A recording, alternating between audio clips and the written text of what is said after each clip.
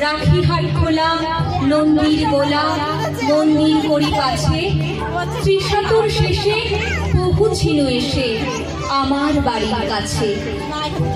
ভিক V করে শত ভিক তোরে নীলাজ কুলোটা ভূমি যখনই যাহার তখনই তাহার এই কি জননী তুমি।